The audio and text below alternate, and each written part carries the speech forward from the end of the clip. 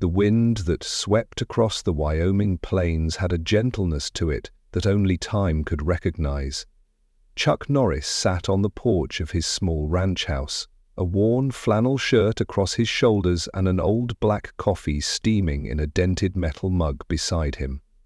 The mountains in the distance seemed to move more slowly these days, or maybe he was finally moving slowly enough to notice. Each morning followed a rhythm, like kata practiced 1,000 times until the body forgets it's moving. He fed the horses, checked the fences, and sharpened a few tools that didn't really need sharpening. It wasn't about the task, it was about the stillness wrapped inside it.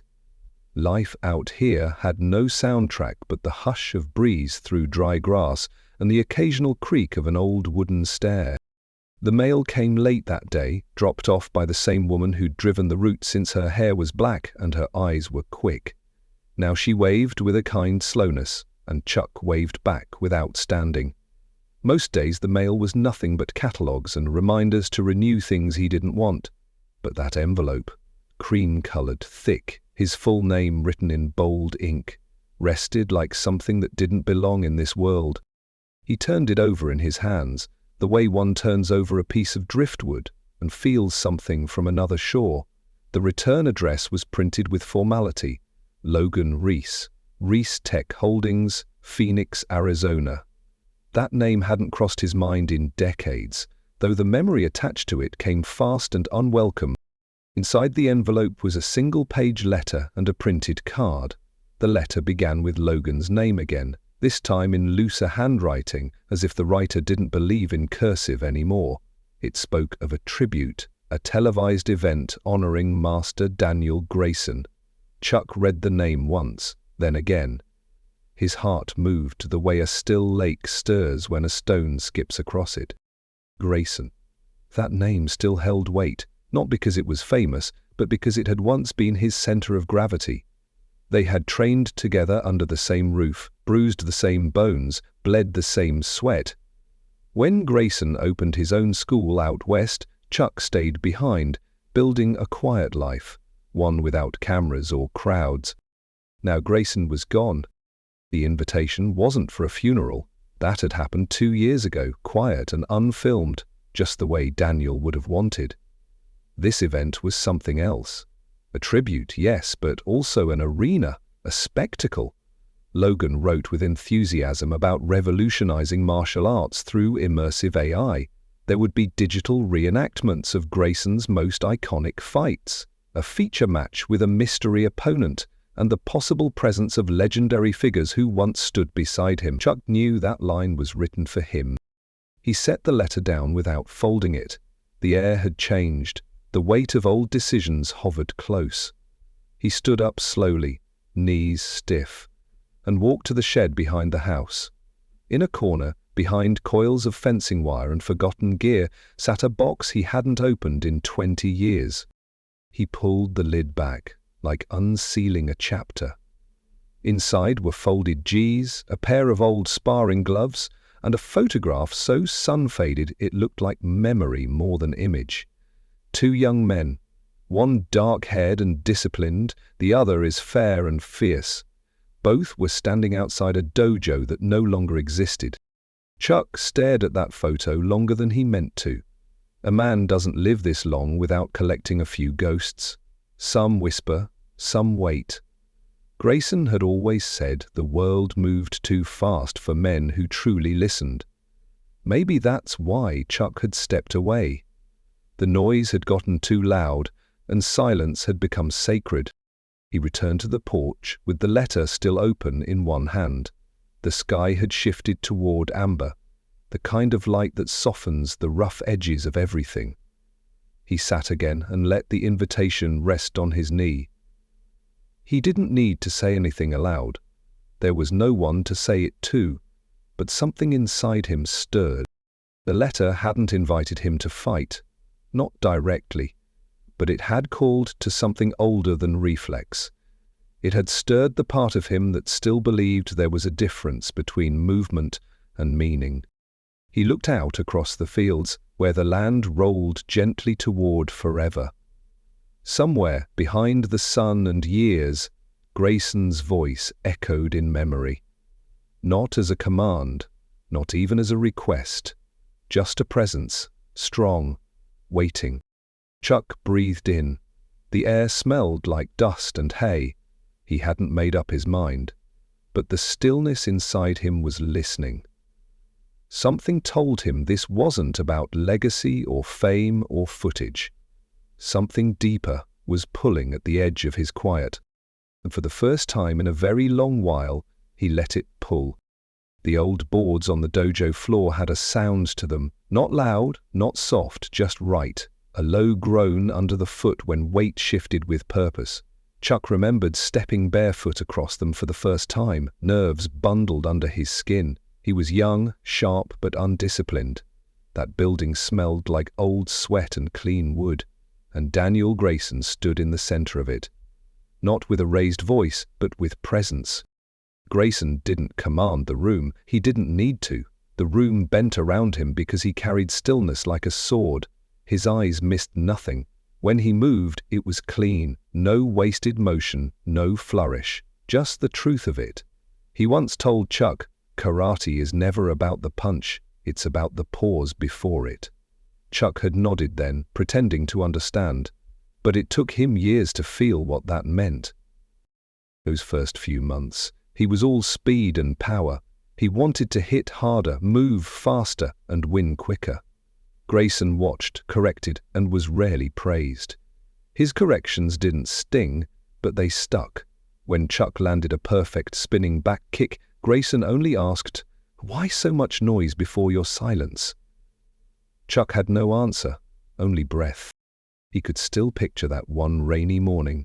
The class had warmed up, the mats were damp from footprints, and someone had shown off a flashy new combo they picked up from a magazine. Grayson didn't raise his voice. He simply asked them to stand in a horse stance for 40 minutes. Silence. Just breathing and holding. No music, no comfort, no applause. Chuck remembered the shake in his legs. He remembered the ache in his back. He remembered Grayson walking between them like a monk, hands behind his back, eyes calm. And when time was done, he said, "This is where fighting begins." It wasn't the hardest day, but it was the first day Chuck stopped pretending. After that, he listened differently. He watched more. He stopped trying to impress. And when Grayson chose him for one-on-one sparring, it wasn't because he was the best. It was because he had learned how to be still. Chuck learned that a quiet breath before a block was worth more than 10 fast punches. That balance was invisible, but always present. The dojo wasn't fancy. No mirrors, no gear racks. Just a few wooden weapons, a row of folded Gs, and that small shrine in the corner with a candle that rarely went out. There was a photo of Grayson's teacher on that altar. Chuck never met the man, but he felt him. Every time they bowed in, that space felt deeper than the walls around it. One night, years later, when most of the others had left, Chuck stayed back to clean. Grayson handed him a towel and knelt beside him. The floor was quiet. Outside, the wind moved the trees, but not the air inside. Grayson asked him what he thought martial arts were for. Chuck tried to answer. Self-retrieval, strength, protection. Grayson nodded, then said, "All of that's true, but there's a better word, witness." Chuck didn't understand until much later. Until he had walked through life and seen people try to shape themselves with noise and violence, Grayson had taught him to witness. His body, his surroundings, his choices. To see without needing to dominate. He smiled softly at the memory. Not all teachers become fathers, but some leave deeper marks. Chuck had never called Grayson sensei outside the dojo, but every part of how he stood, moved, waited, still echoed that man's teaching. Time takes the body, it softens the hands, slows the reflexes, steals the pace.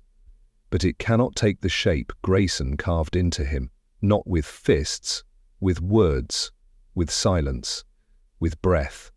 There were days Chuck wished he'd told him more, wished he'd stayed closer. But Grayson wasn't a man who needed thanks. He taught so others could carry it forward, and Chuck had carried it. He leaned back in his chair, the sun just warming the top of his boots. In his mind, the sound of those old boards came back, not as noise, but as rhythm. Memory wasn't loud, it whispered. And today, it whispered with the voice of the man who taught him to pause before he ever raised a hand. The lights rose in slow pulses, humming in blue and white, like veins across a vast metallic stage. Massive screens curved around the crowd, showing slow-motion kicks, digital fire trailing behind fists, and the glint of sweat that wasn't real. Logan Reese stood in the center of it all, arms open, framed by a swirl of augmented reality that mimicked ancient temples and sci-fi arenas in the same breath. He looked younger than his years, powered by tech and attention. This wasn't a dojo, it was a spectacle built for screens and algorithms. He spoke to thousands in the room and millions beyond, streamed live through platforms optimized for maximum engagement. His voice carried certainty, carefully measured to rise and drop at just the right moments. He wasn't just unveiling a product, he was selling a future. Behind him, the image of Master Daniel Grayson formed in holographic light. Not a picture, a full, three-dimensional recreation, constructed from old footage, interviews, and motion capture algorithms. It bowed in digital silence. The audience gasped. Cameras clicked. Applause came like thunder in waves. Logan smiled, as if this moment belonged to him. He called it the Eternal Arena, a place where the past would never fade, where legends never aged, where knowledge became code and fighters became eternal.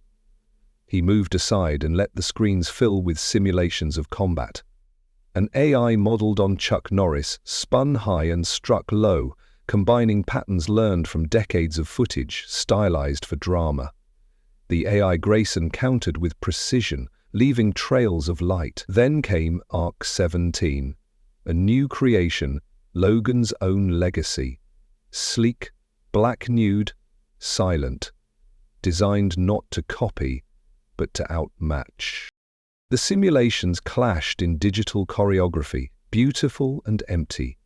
Every strike synced to music, every dodge is racked with on-screen stats. In the front row, celebrities leaned forward. Influencers pulled out their phones. Some fans cried. They said it was like seeing the gods walk again. Chuck sat in the back, away from the cameras, a baseball cap low on his brow, a silence around him that nothing could pierce. He watched the illusion of his younger self dance on a glowing screen, watched Grayson's ghost flicker in and out like a puppet built on pixels. He didn't move. His arms were crossed, his breath steady. But inside, something sank low. He understood what Logan had done. This wasn't about martial arts. It wasn't even about honor. It was about ownership, about rebranding memory, packaging discipline and sacrifice into data streams that people could pause, replay, and forget. There was no sweat here, no fear, no discipline earned with bruises, only spectacle. Logan announced a live event to crown the arena's first true legacy icon, a fight that would mix machine and man. Arc 17, built from the DNA of legends, versus a real martial artist, a human contender, one who dared step into a ring where algorithms learned from every move and predicted outcomes before they happened. The crowd went wild. Bets were already opening, sponsors rolled in. The screens flashed with countdowns. Chuck saw through it all. He didn't need to hear Logan's pitch to know what came next. There was always a sales line hidden in flattery, and in the closing speech, Logan's voice softened. He said that some of the greatest names in martial arts had been invited. The arena would honor not just their past, but also their potential to shape the future. He didn't say Chuck's name. He didn't have to. Every shot of the digital clone made the message clear. Every quote pulled from old interviews, every borrowed phrase repackaged as legacy. They wanted him to lend weight to the illusion, to stand inside the glass temple and bless it with silence. But Chuck knew silence was not always agreement. Sometimes silence meant listening, and what he heard tonight was noise. Beautiful noise, expensive noise, empty noise.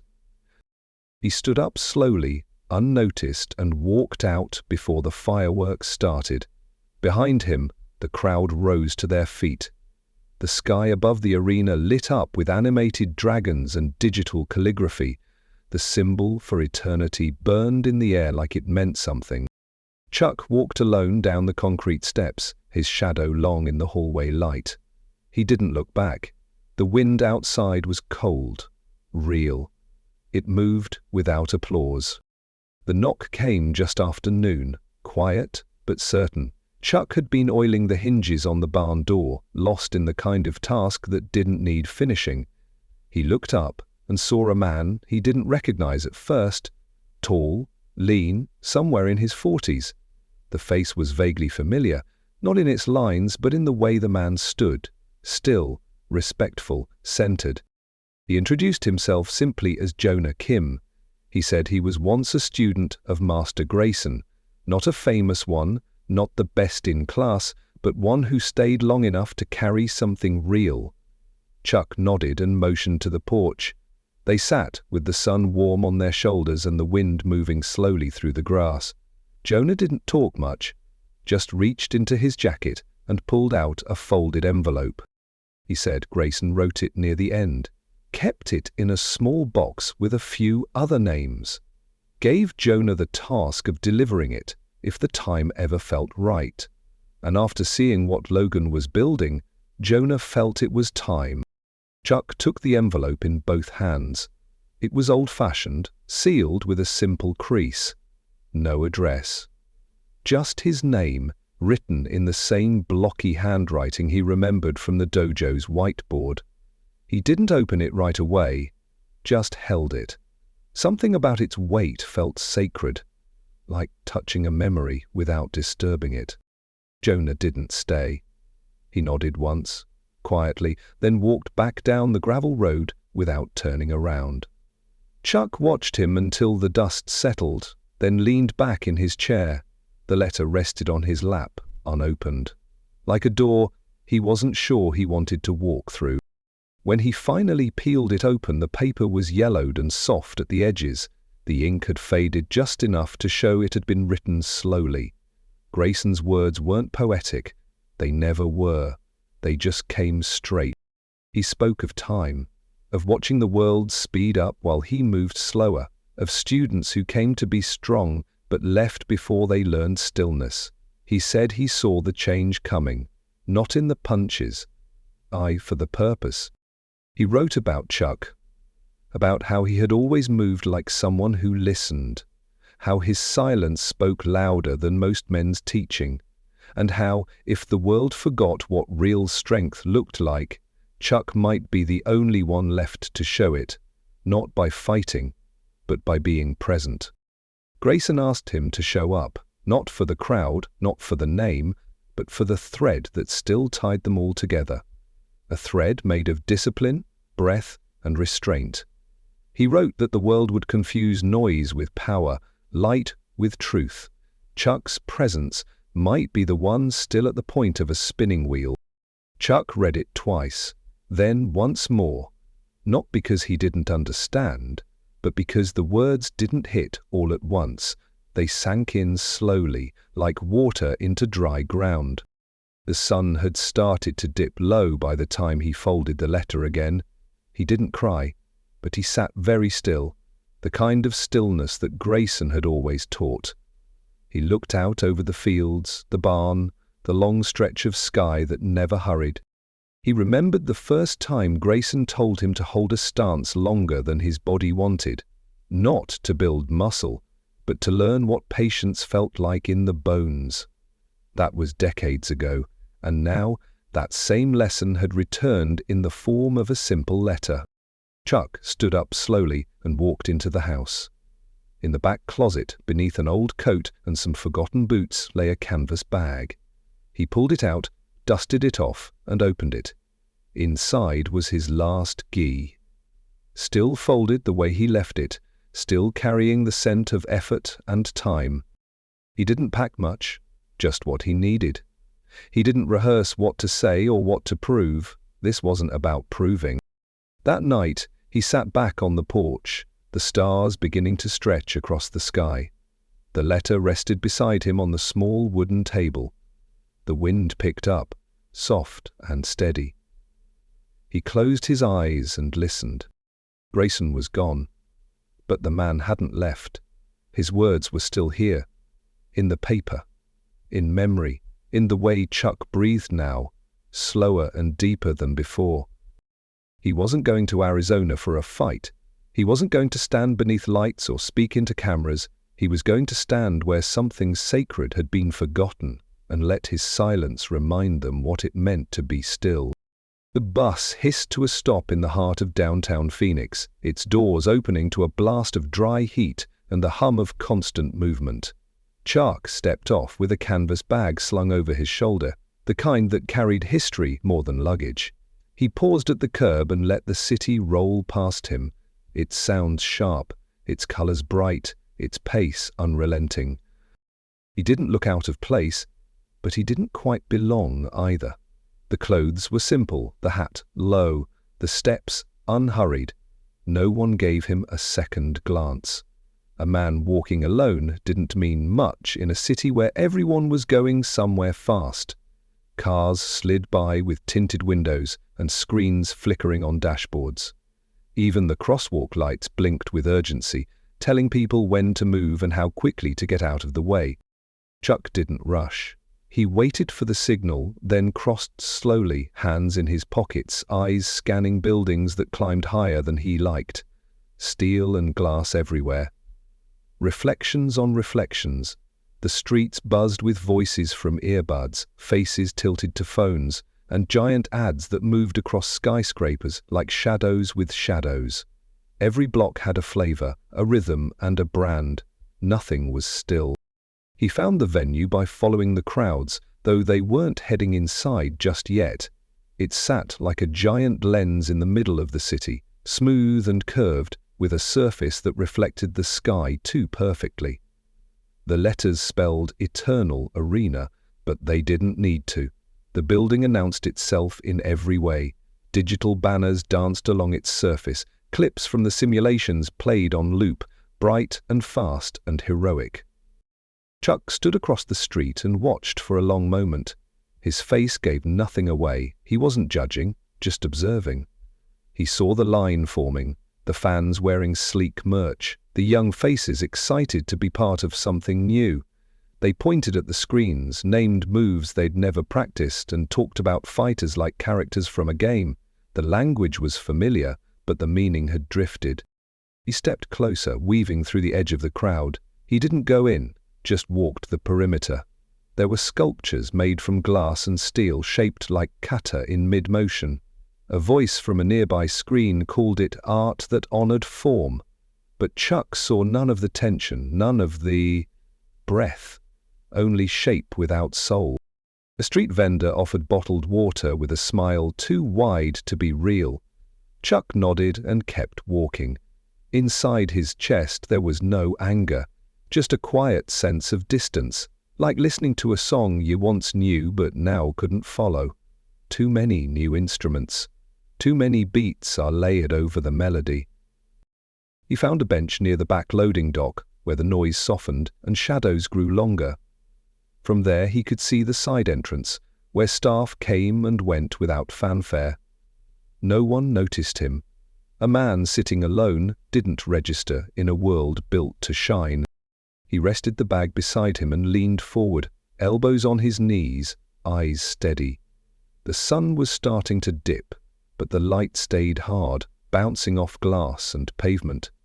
He could feel the weight of the letter in his inner pocket. Grayson's words hadn't faded.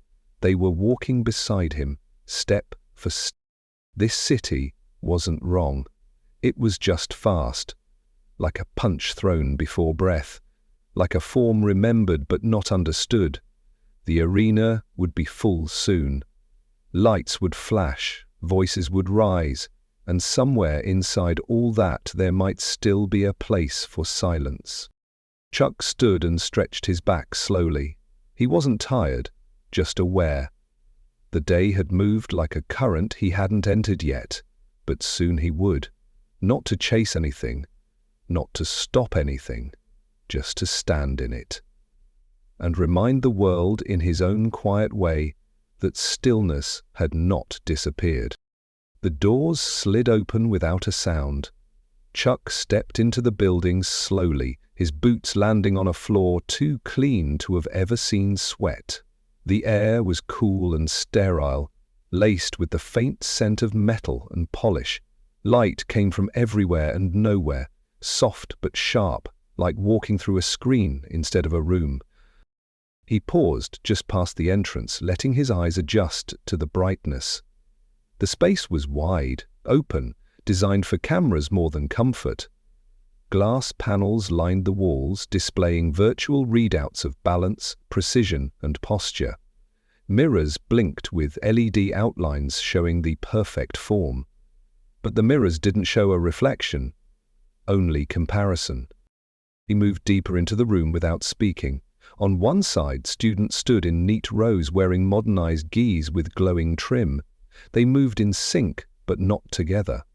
Their kicks snapped with speed, their punches landed on targets that lit up with stats. Each blow earned a digital chime, like a game scoring system. The rhythm was fast, mechanical, and practiced. Chuck stopped a few feet away, arms at his sides. His face didn't change, but something behind his eyes darkened. He watched a boy no older than 15 mimic a spinning back kick with flawless geometry. The screen beside him applauded. But the boy's breath was shallow, his stance was hollow. There was no weight behind the motion, no stillness before the strike. He turned toward the back wall, where a large holographic display showed archived footage of Master Grayson teaching a kata. The real Grayson, not the digital simulation. It played on a loop, trimmed and captioned. Beneath the footage, a panel labeled Legacy Learning Zone showed AI-generated summaries of his teachings. Bullet points. Condensed wisdom.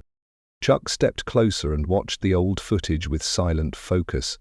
He remembered that day. He had been there, standing in the third row, just out of frame. Grayson had spoken about humility, not as a virtue, but as a weapon. He said the quiet fighter always sees more.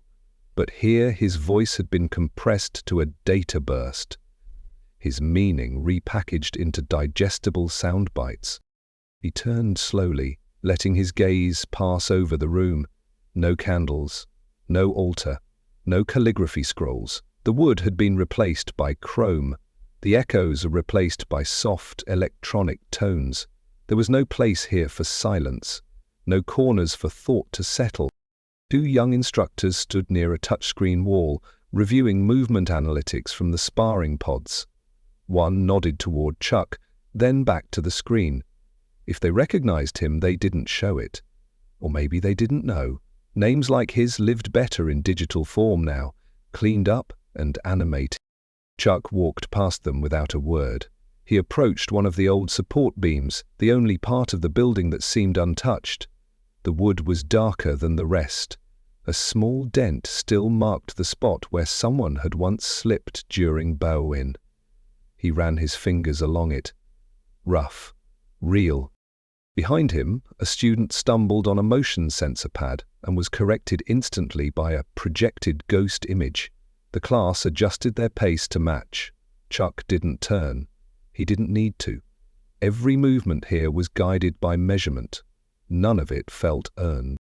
He looked toward the corner where the old shrine used to sit, a quiet place with a single candle, a folded cloth, and a photo of Grayson's teacher. That space was gone now. In its place stood a vending wall offering supplements, energy gels, and QR codes for training upgrades. Chuck exhaled through his nose, slow and even. It wasn't anger, It was something deeper, a kind of grief that didn't cry or shout, just stayed where it was, unmoving. He stood in that room for a long time, long enough to be noticed, long enough not to care. Then he turned and walked out the same way he had come in. The doors whispered open and closed. Behind him, the sounds of practiced kicks and digital feedback rose again, as if nothing had ever been there. They met at a small coffee shop tucked between two office buildings, the kind of place that still used ceramic mugs and had no screens on the walls. Chuck arrived early and sat near the back, watching people pass the window without seeing inside. When the door opened, the bell chimed softly and low, and three men stepped in with the kind of posture that didn't beg for space but naturally claimed it. Benji was first to reach him, grinning widely under a moustache that had gone mostly grey. He pulled Chuck into a quick hug, strong and brief, then stepped aside for Howard and Luis, both moving slower but steady. They didn't say much at first, just sat. Let the silence settle around the table like old friends who didn't need to rush. The waitress brought black coffee without asking, and they drank for a while in that easy quiet only years can build. Benji finally spoke, voice soft and amused. Said he still ran a small class in the back of his church gym, just a few kids who'd rather throw kicks than stay stuck in video games. Howard nodded and added that he taught once a week at the rec center, mostly grandkids now. Said they didn't bow right but tried hard. Louise leaned back and said he hadn't taught in years. He had just practiced in his garage, called it his daily prayer. Chuck listened and felt something open in his chest. These were not men who had disappeared. They had simply walked off the main road. Their belts were worn soft, their bodies carried the slow pull of age, but their eyes hadn't dimmed. Not when they spoke of form, not when they remembered Grayson. Benji said he still heard Grayson's voice when he taught stances. Howard laughed and said he once stopped a lesson mid-kick because he realized he was doing it for show, not truth. Luis shared that his grandnephew asked him once why they didn't use gloves. He answered with a bow instead of words. They didn't talk about tournaments or fame. They talked about silence, about showing up to the mat even when no one watched, about watching a student finally breathe right before striking, about the long pause after class when the floor was still and meaning filled the room.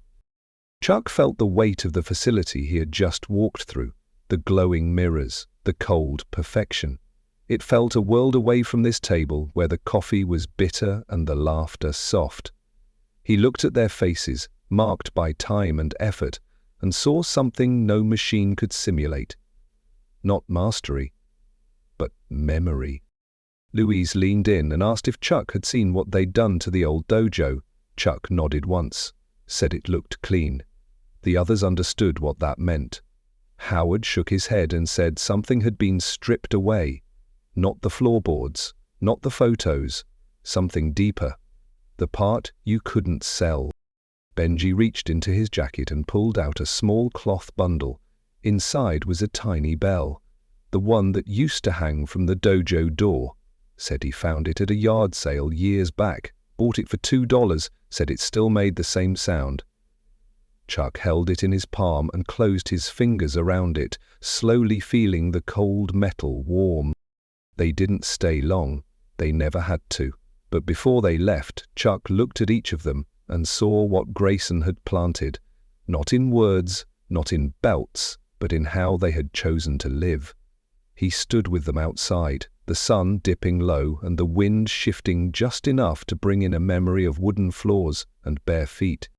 No one gave speeches, no one made promises, but something passed between them, a quiet agreement, a reminder. They weren't alone. The world had changed, but not everything had to follow. Some truths didn't need lights or screens. They just needed someone to carry them. Chuck knew, at that moment, he still could. The arena pulsed with light, the walls alive with motion and noise. Hundreds of drones hovered above the crowd, casting projections across the curved ceiling like constellations in fast forward. Rows of cameras tracked every corner, waiting to capture the moment the spectacle began. Screens the size of buildings flashed faces of legends, digitally revived and rendered flawless. Grayson, Norris, Lee. Each image morphed into combat poses as background music rose like a rising tide. The announcer's voice cut through it all, trained and dramatic, built for impact, not meaning. They called it the Legacy Fight, a clash between man and machine, a test of progress against tradition. Logan Reese stood in a private glass box above the floor, his face lit by 10 screens and his smile steady. To him, this was the future shaking hands with the past, and he had written every line of the handshake. Below, in the center of the arena, Arc 17 waited without motion. Its frame gleamed silver black, built lean like a predator but silent like stone. No blinking lights, no exposed wires. Just a human silhouette that had never taken a breath. It had been fed thousands of hours of martial arts history. It had watched, calculated, and improved. The crowd shifted, a wave of rising noise. They knew something big was coming. Logan had promised a surprise opponent, a living icon. A warrior pulled from time itself. Speculation had circled for days, each guess more sensational than the last. No one expected what came next. A side door opened. No lights followed. No music rose. Just the soft sound of steps on concrete as Chuck Norris walked alone toward the ring. He wore no branded uniform, no robe, just a plain black gi and calm in every line of his body. For a moment, the crowd didn't react. They didn't recognize him right away. Not like this. Not in silence. Not walking like a man with nothing to prove. Then the cameras caught his face and sent it across 1,000 screens. The roar hit like thunder. Chuck didn't pause, didn't wave. His hands were loose at his sides, his eyes steady. He stepped into the ring without ceremony. The floor glowed under his feet, a thin circle of light marking the edge. Across from him, AR-17 turned its head and scanned him. There was no acknowledgement. No bow. The announcer tried to recapture the moment, voice tight and scripted, called it the fight of the century, called it legacy versus legacy. But Chuck heard none of it. He stood with his feet flat, breathing easily, eyes on his opponent, but mind on something deeper. This wasn't a match, not in the way they thought. This wasn't about who was faster or stronger. It wasn't about the algorithm or the archive. This was about memory, about meaning, about whether a machine could understand the space between action and restraint. The lights dimmed until only the ring remained lit. Arc 17 stepped forward with precision. Its movements were beautiful, smooth, dead. Chuck shifted slightly, just enough to feel the ground under his heels. The bell rang with a tone too crisp to feel real. All across the world, people leaned in. Screens brightened, cameras zoomed. They came to see power. But what they would see was presence, quiet, grounded, real. Chuck moved without drama, and in that stillness, the line was drawn. Not between man and machine, but between the show and the truth. The moment the bell rang, Arc 17 stepped forward with flawless balance. Its first movement was sharp, a front kick aimed at the center of Chuck's chest. Chuck didn't counter, he didn't even block. He shifted one step to the left and the kick met only air. The AI recalibrated instantly, changing angles. It swept low this time, leg cutting in a tight arc meant to force retreat. Chuck didn't retreat. He pivoted on the ball of his foot and let the motion pass like wind. His arms stayed down, his face stayed calm. Around them, the crowd leaned forward, hungry for speed, for contact, for something dramatic. But nothing landed. Arc 17 launched a precise three-strike combination. Chuck tilted back, turned his shoulders, and let the force slip past him. No strike touched skin. People expected noise, they got silence. They expected an impact, they have an absence. But the tension didn't fade, it grew. Arc 17 advanced again. Its movements accelerated, adapting in real time. It faked left, struck right, and twisted mid-magmation. Chuck responded without effort. Not faster, just earlier. He moved not to stop the strike, but to be somewhere else when it arrived. The AI began to compensate. Its algorithms tightened, its predictions narrowed. It attacked with sharper feints, rapid strikes stacked on sequences of motion it had learned from 1,000 human fighters. Chuck moved less now, sometimes only a shoulder, sometimes a breath. The audience started to murmur, not in disappointment, in confusion. The man wasn't fighting, he was refusing, not with pride, but with patience. Each time the machine lunged, Chuck's answer was the same. No challenge, no strike, just presence. Loken watched from the booth, his face unreadable. Arc 17's internal systems began to flag anomalies. Efficiency dropped, pattern recognition faltered. Chuck's choices did not compute because they did not escalate, they dissolved. The AI tried again, this time with full body rotation, a hook kick followed by a reverse elbow. Chuck leaned forward, lowered his weight, and let the elbow skim the space above his head. His hand rose briefly, not to block, but to redirect the energy downward, away from the rhythm of the fight. It wasn't self-defense, it was a correction. The arena began to quiet. Even the background music faded as the system adjusted to the tone inside the ring. Arc 17 backed off for the first time. Its posture flickered between stances. It hesitated. Chuck stood exactly where he had finished, eyes on the machine, but not with a threat. He was watching, listening. The way a teacher does when a student is struggling.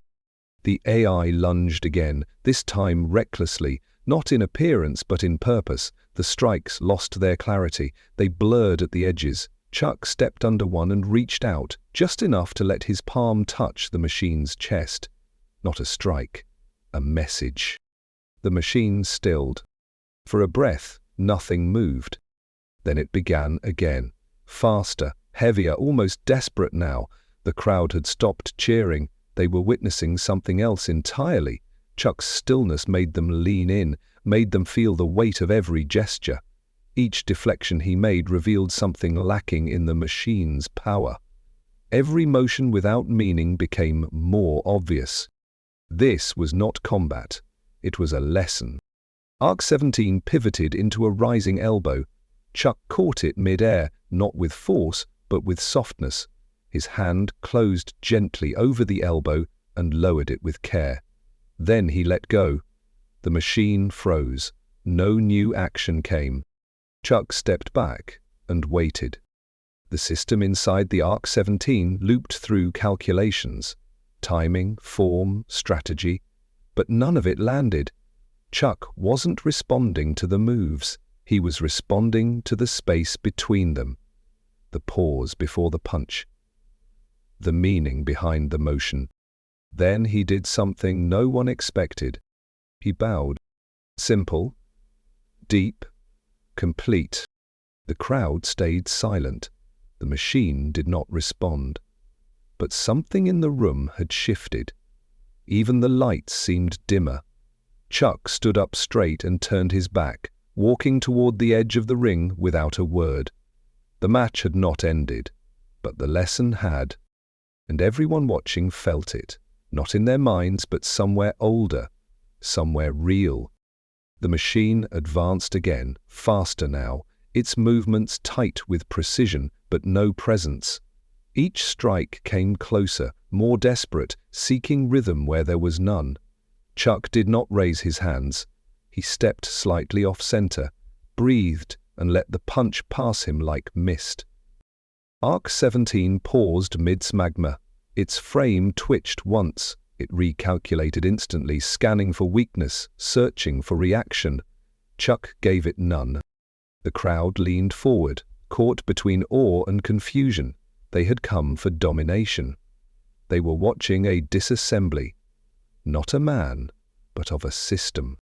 The machine tried again, launching into a spinning kick that sliced through the air with practiced geometry. Chuck barely moved. His heel shifted, his weight dropped, and the kick met nothing but silence. He turned to face the machine fully. Then he spoke. "This is not fighting, this is mimicry." 5 words. Clear, even, spoken without anger, without challenge. They echoed across the arena, not because they were loud, but because they were true. Everything stopped. Arc 17 froze mid-same, one arm extended, its sensors wide open but unresponsive. The algorithms behind its movements scrambled to categorize the moment. It searched for an input to match the phrase. Found none. The words did not compute. The arena went silent. The screens dimmed, as if stunned. In the control booth, warnings lit up on Logan's panels. AI instability, behavioral loop, logic break. Chuck stood still in the center of the ring. His voice wasn't amplified. It didn't need to be. Every person watching could feel the weight of what he said.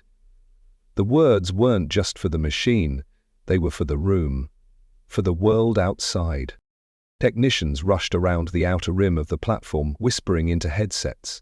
Officials stepped forward, uncertain whether to intervene. But Chuck didn't move. He let the silence hold. Arc 17's body remained frozen. Its eyes dimmed slightly, rebooting subsystem after subsystem. The programming had trained for counters, defenses, and aggression, not stillness. Not true. Not the rejection of the premise itself. For a long moment, no one spoke. Then the announcer's voice crackled in with uncertainty. He declared a temporary pause in the match, technical recalibration, standard procedure. But the tension in the room said something else. The tension said something had broken, something deeper than a code. Chuck stepped back from the center and lowered his head, not in exhaustion but in reverence, not for the machine, but for what had once lived in this space. Grayson's voice echoed in his memory. Fighting begins where mimicry ends. And for the first time that night, the arena didn't flash. It listened. The floor lights cut off sharply as the arena fell into low blue shadow. Logan stepped down from the glass booth above, moving fast, jaw tight, eyes burning. The hush in the crowd didn't stop him. If anything, it pushed him harder. His steps hit the ground like a challenge. He walked to the ring without speaking. A young assistant rushed behind him, carrying a black belt still wrapped in a display box. Logan took it without a glance, tore the cover off, and tied it around his waist with practiced ease. He didn't wear a gi, just sleek, custom gear branded with the arena's insignia. Chuck stood where he was, unmoved, unimpressed. His hands rested calmly at his sides, but his eyes didn't leave Logan's face. He saw more than anger there. He saw something old, something left over. Logan stepped into the ring and pointed at the center. His voice rang out, sharp but shaky at the edges. He said this wasn't how it was supposed to go. He said the moment was meant to honor the legacy, not tear it down. His voice cracked when he called the AI a symbol, not a fighter. Then he turned to Chuck and asked if this was what he wanted. Chuck didn't answer right away. He took one slow step forward, then another. His face didn't change. He said nothing of blame, nothing to be ashamed of, shame. But when he stopped a few feet from Logan, the air thickened between them. Logan's voice dropped. Not loud now, not proud. He asked Chuck if he remembered a boy in Texas, skinny and angry, who once knocked on his door and begged for a chance to train. He said that the boy waited 2 hours outside in the rain. That boy memorized every book Chuck had ever written. That boy wanted to believe there was a path for him too. Chuck nodded once, slowly. He said he remembered. Logan's mouth tightened. He asked why Chuck turned him away. Why didn't he even give tests? He said that rejection burned into him and shaped everything that followed. Every company, every win, every loss. He said Chuck taught him something that day. That power would never come from waiting for someone else's permission. Chuck looked at him quietly and spoke, low and clear. He said he turned Logan away because the boy had no silence in him. He said he saw fire, yes, but no stillness, no space for the lesson to land. Chuck said he wasn't punishing him, he was protecting the art. Logan stepped closer. His voice trembled now, not from fear but from pride bruised too long. He said he had made his own way. He said that he didn't need Chuck's approval anymore, but he still wanted his answer. Right here, right now. One real match, man to man. Chuck looked at him for a long moment. Then he gave a small nod, not in agreement, but of acceptance. He stepped back into the center of the ring and bowed. He didn't do it for Logan. He did it for the boy who once waited in the rain. The bell sounded again, softer this time, as if it too felt the weight of what was coming. Logan moved first, sharp and precise, cutting across the mat with the speed of someone who had practiced every angle. His fists came in clean lines, his legs pivoted without waste, and his timing was tight. On the surface, it looked flawless. Chuck didn't respond with strikes. He turned slightly, shifted weight, and let the energy move past him. Each time Logan advanced, Chuck gave him just enough space to fall forward, just enough angle to overextend. The difference wasn't in power. It was on purpose. Logan moved like he had something to prove. Chuck moved like he had nothing left to defend. His stance was steady, his steps minimal. He didn't resist the storm, he shaped it. Logan threw a spinning back kick that cracked the air and would have dropped most men. Chuck stepped under it with quiet ease. He touched Logan's shoulder lightly as he passed, not to hit, but to show him the opening. The crowd saw it. Not just the dodge, but the lesson inside it. Logan kept coming. His face was tight, his breath sharp. He launched combinations designed to overwhelm, hooks and low sweeps, elbows and rising knees. Chuck absorbed none of it. He met each motion with a half turn, a breath, a step that took the fight apart piece by piece. The contrast grew louder than the noise. Cameras followed every inch, but they couldn't capture the silence in Chuck's form. He was not reacting. He was choosing. Not controlling Logan, controlling himself. Logan grew tense. His footwork rushed, his hips tightened. Chuck didn't punish him for it.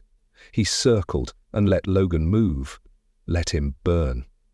And when Logan missed a strike and stumbled half a step forward, Chuck didn't counter. He placed a hand on Logan's back, held him steady. It lasted less than a second, but the moment rippled. Chuck could have taken him down. It could have ended there. But he didn't. He reset the space with grace, not force, and everyone watching began to feel the shift. This wasn't a fight. It was a mirror, and Logan was starting to see himself in it. Not the title, not the belt, but the imbalance, the speed without breath, the strength without rhythm, the form without a center. Chuck moved again, one breath ahead of Logan's next strike. Not faster, just earlier. He stepped into the arc of a punch, not to block it, but to dissolve it before it became a threat. His body answered with presence, with peace. And the crowd, once roaring for action, now leaned in for understanding. They were watching something they hadn't expected. Not domination, not victory, but the truth is in motion. Logan's breathing grew heavier, his movements sharper but less precise. Each strike came with more force, more sound, less thought. He was no longer performing, he was chasing. Chuck didn't retreat. He adjusted, not out of fear, but out of rhythm. Each motion was minimal, shaped by intention, not reaction. Logan spun into a high kick and missed by inches. He landed unevenly, caught his balance, then surged forward again. His voice cracked through the tension, louder than the crowd. He told Chuck to stop dancing, to fight him for real, to stop hiding behind calm. Chuck looked at him and didn't move. Then, slowly, quietly, he said 5 words. Real strength doesn't fear silence. The words didn't echo. They didn't need to. They landed like a weight dropped in still water. The ring seemed to hold its breath. Logan blinked. Mid-stride, his arm was halfway through a punch. His body paused, but his mind kept racing. He stared at Chuck like he had been struck without contact. The crowd fell completely quiet, not confused this time, hushed. Something had shifted. Logan lowered his arms just slightly, not in surrender, in doubt. His stance lost shape. The way his shoulders dropped spoke louder than any word. Chuck stayed where he was, eyes steady. Not pitying, not proud, just present. Logan's jaw clenched, his fingers curled tighter, but something behind his eyes was flickering. Not rage, something deeper. Something is beginning to crack. He looked at Chuck again, this time not as an opponent, not even as a wall, but as a reflection. And in that reflection, he saw the noise he had carried for years. Chuck didn't press forward. He gave Logan space to break or to breathe. And for the first time in a long time, Logan didn't move. He just stood there and listened. Logan came in again, fast and forceful, his fists cutting the air like blades. He pivoted through a spinning elbow, launched a sweep, and followed with a sharp knee strike aimed at Chuck's side. Chuck turned, lifted a hand, and redirected the blow with the grace of someone guiding water back to the stream. It didn't hurt Logan. That wasn't what broke him. It was how little effort it took, how small the movement, how quiet the answer. He tried again, quicker this time, feeding off instinct and pride. A fake high, real low, then a turn, a burst of speed. Chuck stepped aside before the attack finished forming. It felt like swinging at fog, like punching into a mirror and watching your own imbalance reflect back. The harder Logan tried, the clearer it became. He wasn't landing because he wasn't present. He was performing, acting like a fighter, moving like someone who wanted to be seen. Chuck hadn't said another word. He didn't need to. His stillness was louder than any voice. His breath didn't change. His feet barely shifted, but his control pressed in on Logan more than any hit could have. Logan shouted, more from inside than out, and rushed again. It wasn't clean anymore. It wasn't crisp. His foot caught the mat for half a second. His left elbow dropped too soon. Chuck blocked it with a soft turn of the forearm, not even meeting it fully. Logan stumbled back. Something cracked. It wasn't muscle or bone. It was a belief. The image he'd built. He is one of himself, in full confidence of strength, defined by motion and speed. That version of him didn't match what was happening here. His hands dropped a little. His breath came faster, not from fatigue, but from fear. Not the fear of getting hit, but of being seen. Seen for what he wasn't. Chuck watched him with the same eyes he'd used since the start. Calm, kind, focused, not judging, just waiting for Logan to arrive, where he had always needed to be. Logan threw one more punch, wide and rushed. Chuck caught his wrist mid-flight and didn't push, just held it, steady, centered. And in that grip, Logan felt something collapse inside. The weight of all the years spent trying to look like a warrior, the silence after the crowds left. The truth was that he had copied the movement but missed the meaning. He pulled his hand back and didn't strike again. For the first time in the match, he didn't know what to do. And for the first time in his life, that felt like the start of something real. Logan stood with his arms slightly raised, but there was no force left in his posture. His body trembled, not from pain, but from something deeper. Something long held is finally beginning to let go. Chuck moved toward him, slow and steady. He didn't lift his hands to strike. He didn't tense. He simply closed the distance with the calm of someone who had nothing to prove. Logan didn't move. His breath caught, his legs wavered. He looked at Chuck like a boy, again, wide-eyed and tired from years of pretending to be something solid. Chuck placed a hand gently on his shoulder. It wasn't heavy. It didn't press. It anchored. Then he spoke, his voice low, and the words shaped by time more than volume. You weren't seeking mastery. You were seeking approval. Logan blinked. His mouth parted, but no sound came out. His arms dropped.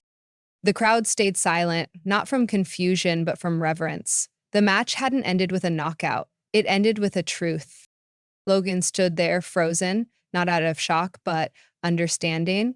The hand on his shoulder wasn't dominant, it was grace. And something inside him finally gave in. Not in defeat, in surrender. Chuck let his hand fall and stepped back. No celebration followed. No raised arms. No loud declarations. Just a man who had spoken clearly, and another who had finally heard. The lights dimmed slowly as the arena held that silence like a sacred space. The audience didn't cheer. They exhaled. Something deep had shifted, and everyone felt it. Logan bowed his head. Not to Chuck, to himself, to the part that had been lost and maybe now was being found. The headlines came fast, flooding every channel and feed, but they weren't about who won or lost. They were about silence, about stillness, about a fight that didn't look like one until it ended. Clips of Chuck's 5 words played on loop, stripped of music, left raw and steady. Analysts tried to explain it, commentators debated its meaning, but most people didn't want noise. They wanted to feel it again. That hush, that moment when time slowed and truth stood clear. In forums, people stopped talking about technique and started talking about presence. In dojos, instructors found themselves pausing longer between drills, letting students breathe, letting silence teach. Kids who came to learn how to strike started asking how to listen. Logan didn't give interviews. He left the city within days. No press release, no apology, just gone. Some said he went to the mountains. Others said he checked into a place with no cell service. Most people didn't need to know. They felt it was part of the story. He had walked away, not to escape, but to begin again. Chuck returned to Wyoming without ceremony. The plane ride was quiet. The road back to his ranch felt the same as it always had. He fed his horses, split wood, slept early.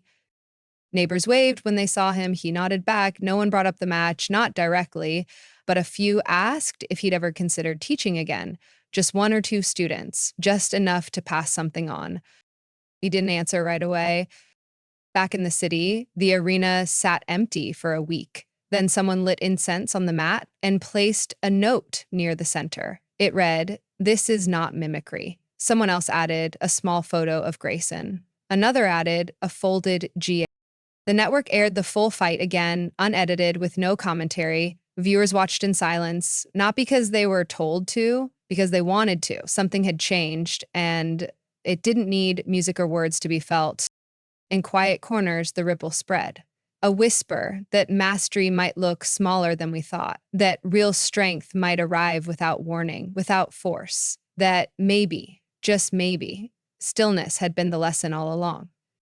The floor creaked softly under bare feet as Logan walked the line between 2 rows of students. The walls were plain, painted in fading white. The only sound was breath. No screens, no music, just the steady rhythm of practice. The students were young, some were no older than 10, others in their teens, faces still learning patience. They didn't know who Logan had been. They didn't need to. He never brought it up, not even once. He moved with them, not in front of them. He didn't shout corrections. He guided with small gestures, soft touches to a shoulder or a shift of the hips. He demonstrated twice, then watched, then stepped back. The dojo was in a quiet corner of a small town. Nothing flashy, a 2-room building beside a laundromat. At night, the place smelled like floor polish and warm dust, the kind of space where effort mattered more than image. One day, Chuck appeared in the doorway, no announcement. No car parked out front, just his silhouette in the fading afternoon light. Logan saw him and gave the smallest nod, nothing more. Chuck took off his shoes and stepped onto the mat. He didn't speak, didn't ask. He stood at the back, mirrored the movements, and joined the rhythm. Logan said nothing either. They moved together, two men with different pasts, but the same pace.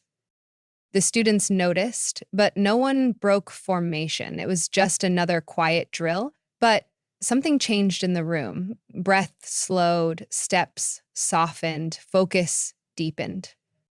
Chuck flowed through each form with precision, not for display, for presence. Logan followed without leading. When the last bow was finished, Chuck turned to leave. Logan bowed low, a little longer than needed, then stood tall again, not to be seen, but to keep going. The door closed behind Chuck. The room stayed still. Then Logan looked at his students, told them to start again. Same form, same breath, no rush. Outside, the sun had started to fall behind the hills. Inside, something was just beginning. It started small. A letter was left at Chuck's gate. Then a second one, folded neatly, tucked between the fence rails. Some came by car. Others arrived after long bus rides. They didn't ask for autographs or photos. They asked if they could sit for a while. Maybe sweep the floor. Maybe listen.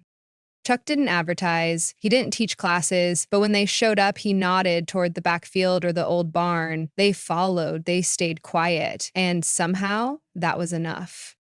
Word spread slowly, not through the press, through people. A former soldier told a friend, a young instructor told his father. Within a year, groups began to gather under the cottonwood trees on weekends. They brought no uniforms, no belts, just an open notebook or an open mind.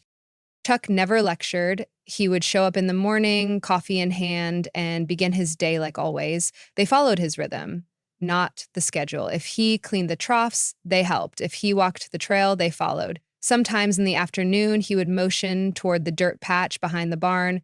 They would stretch. They would move. He didn't correct much, just watched. Every so often, he would walk past someone and adjust a wrist, a stance, the angle of a foot, then move on. The ones who stayed didn't come to learn moves, they came to learn timing, patience, presence. One weekend, an elder from Nevada brought a story of Grayson, a faded picture, a memory of a bow that said more than words. Chuck listened, smiled, then swept the porch without saying a thing. That was the answer. The gatherings never got large, never loud, but they deepened. And when someone left, they often brought something back. A stone from their home, a piece of driftwood, a letter from a student who had changed how they taught.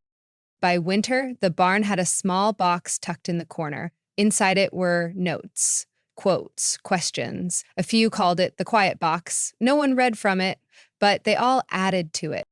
Chuck kept the pace of his life the same. Chores at dawn, meals at dusk. But now, when he moved, others watched differently. Not to imitate, but to understand. What Grayson had once passed down in sweat and silence now lived again. Not in lights, not in broadcasts, but in the quiet way a hand paused before a step, in the calm held between each breath. Legacy had returned, not as memory, but as motion. They expected a fight. They got a lesson, not in power, in presence. I remember sitting in the press box, pen in hand, ready to write about speed, tactics, maybe a win.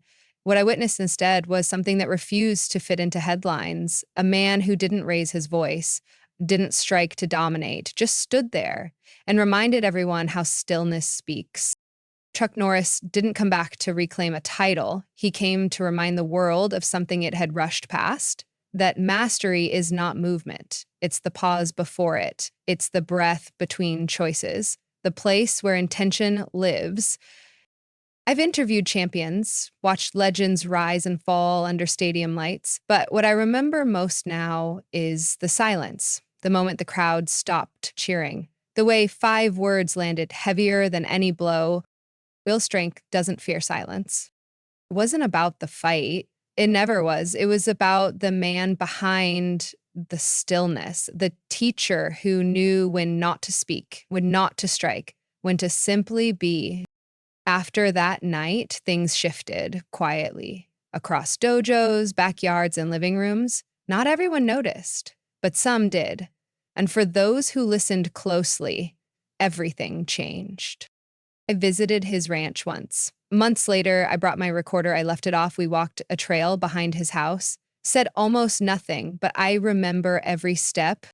He didn't talk about legacy. He didn't need to. It was already moving. Through the hands of a young girl in Michigan, learning to bow before she kicks. Through an old teacher in Portland who paused longer than usual before class. Through the echo of one man's presence, it passed quietly to others. Some stories don't end with applause. They fade into practice, into breath, into the calm weight of knowing you don't have to be loud to be heard. And so I leave this with you, whoever you are, wherever you are. Some victories are quiet, and the best fights happen within.